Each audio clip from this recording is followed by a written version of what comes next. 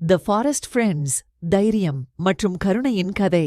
ஒரு காலத்தில் உயரமான மரங்கள் மற்றும் வண்ணமயமான மலர்கள் நிறைந்த ஒரு மந்திர காட்டில் அனு மற்றும் அர்ஜுன் என்ற 2 சாகச குழந்தைகள் வாழ்ந்தனர். அவர்கள் காய்களில் பட்டாணி போல எப்போதும் இயற்கையின் அற்புதங்களை ஒன்றாக ஆராய்கின்றனர். ஒரு நாள் காலை பளபளக்கும் ஓடையில் கற்களை தாண்டிச் சென்று கொண்டிருந்த போது ஒரு இனிமையான ஒலி கேட்டது. அனுவின் கண்கள் ஆர்வத்தால் மின்ன, அர்ஜுனின் காதுகள் வியப்பில் திளைத்தன. ஒலியைத் தொடர்ந்து அவர்கள் ஒரு அதிர்ச்சியூட்டும் காட்சியில் தடுமாறினர். ஒரு அழகான பறவை வலையில் சிக்கிக் கொண்டிருந்தது. ஐயோ, அது ஒரு பறவை! நாம் உதவ வேண்டும் அர்ஜுன். அனு, அது ஆபத்தானதாக இருந்தால் என்ன செய்வது? கவலைப்படாதே அர்ஜுன், நாம் ஒன்றாக அந்த பறவையை பத்திரமாக காப்போம். தங்கள் இதயத்தில் உறுதியுடன் அவர்கள் வலையை கவனமாக அவிழ்த்து பறவையை விடுவித்தனர்.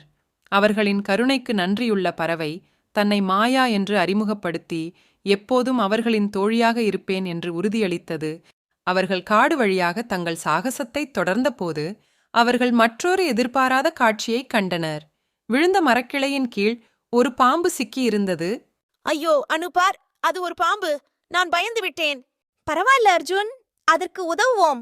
அனு மெதுவாக கிளையை தூக்கி பாம்பை விடுவித்தாள். அவர்களுக்கு ஆச்சரியமாக பாம்பு அவர்களுக்கு எந்த தீங்கும் செய்யாமல் அமைதியாகச் சென்றது. அவர்களின் சாகசம் அவர்களுக்கு தைரியம், நட்பு மற்றும் பச்சாதாபம் பற்றிய ஒரு முக்கியமான பாடத்தை கற்பித்தது.